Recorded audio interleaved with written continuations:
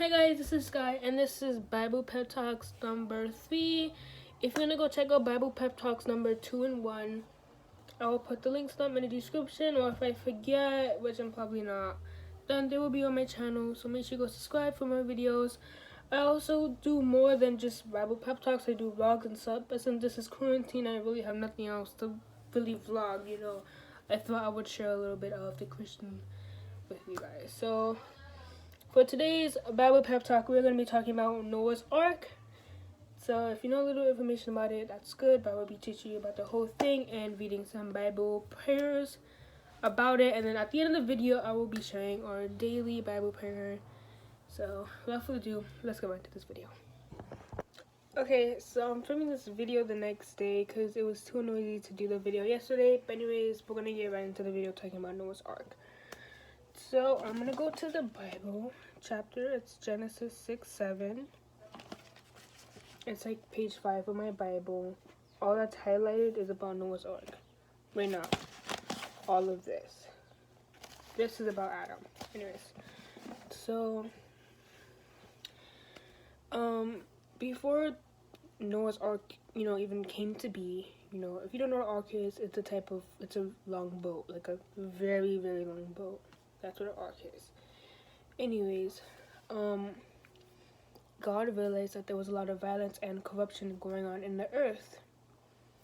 And, violence is a sin, That's a sin. So God was like, the only way to make this back to normal, to make it peaceful, because nothing was working, everybody was being violent, it was not, those people were not being good. So God told Noah that he was going to flood the earth. Yes, create a huge tsunami that covered the entire earth. To me, that's extremely scary, for a tsunami to cover the entire earth. Every single person died. That's scary. So Genesis 6:7, that's the chapters. In verse 11 through 13, I will be reading it, and it says, "The earth was also corrupt before God, and the earth was filled with violence. And God looked upon the earth, and behold, it was corrupt, for all flesh had corrupted his way upon earth. And God said unto Noah, The end of all flesh is come before me, for the earth is filled with violence through them. And behold, I will destroy them with the earth." And then it talks about how God was going to create a long ark, and he was going to ship Noah somewhere else. This is in the Bible.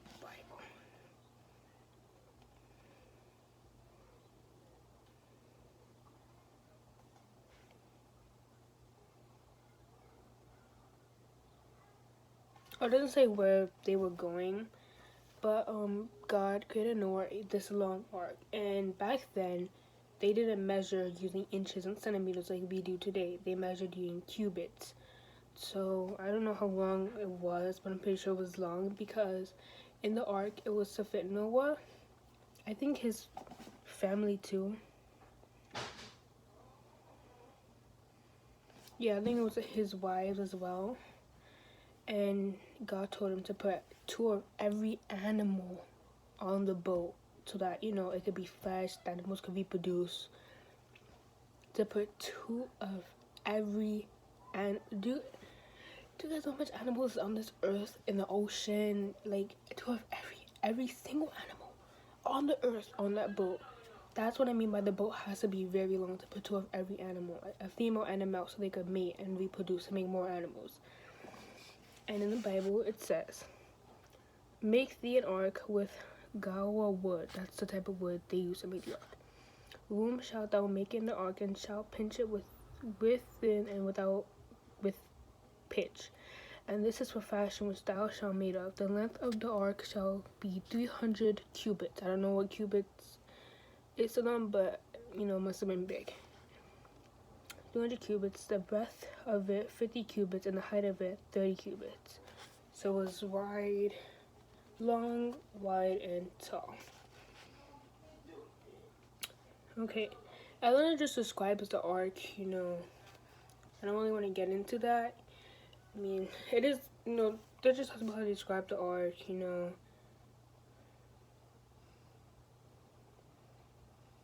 Yeah, whatever. And then it talks about how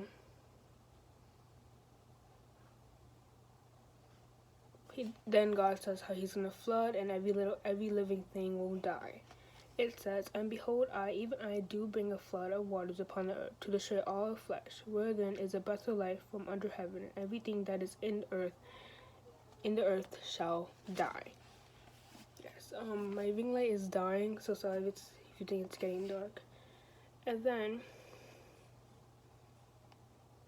it talks about how he was supposed to bring 2 of every animal. It says, and of every living thing of all flesh, 2 of every sort shall thou bring into the ark, to keep them alive with thee. They shall be male and female, so they could reproduce. You know, like I said.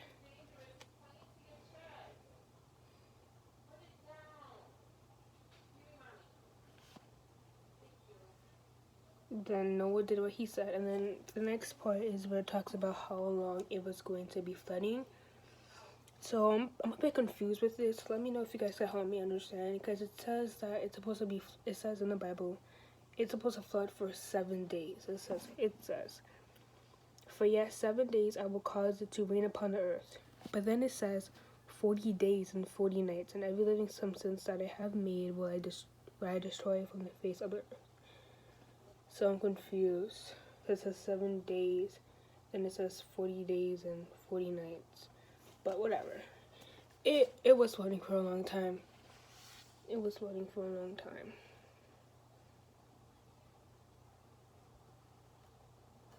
And then, yeah, I think that's really it.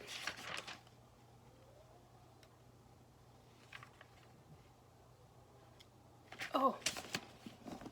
And then, it's like a couple pages from it, but then it talks about the rainbow and the origin of why a rainbow comes.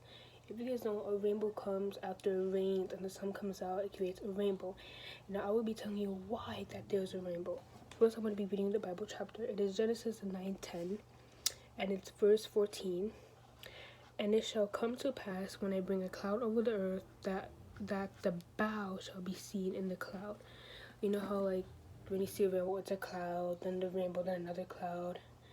The reason why God made that rainbow was a promise. That rainbow symbolizes a promise that God made that he will never flood the earth again. He will never kill everybody by flooding the earth. That's why when it stops raining and the sun comes out, it's a rainbow, because that's God's promise that he will never flood the earth again. Isn't that so cool? You know, there's no pot of gold at the end. That's just God's promise that he will never flood the earth again. My curtains are open, but that is the end of our Bible study, Bible group, I don't know. Now for our daily prayer. Oh my gosh, I accidentally closed the Bible. Now I gotta find the page. But anyways, it is in my Bible, it's page 948. Trying to find it. I had it. Okay, here you go. And it is Corinthians 9:11. I'm gonna just show it. I don't know if you guys even read it out. But anyways, it's chapter 10, and this is what I read every night. Casting down imaginations and every high thing that exalts itself against the knowledge of God, and bring into captivity every thought to the obedience of Christ. So that's our prayer. If you have any questions, want to add more information about this, or have any questions, comment them down below, and I will be more than glad to help you. And without further ado, I'll see you guys in the next video. Also, if you have any other video suggestions, it doesn't have to be about God, but any other video suggestions that you want me to do, I will be doing, and I do think I have a vlog coming up. So anyways, see you guys next video.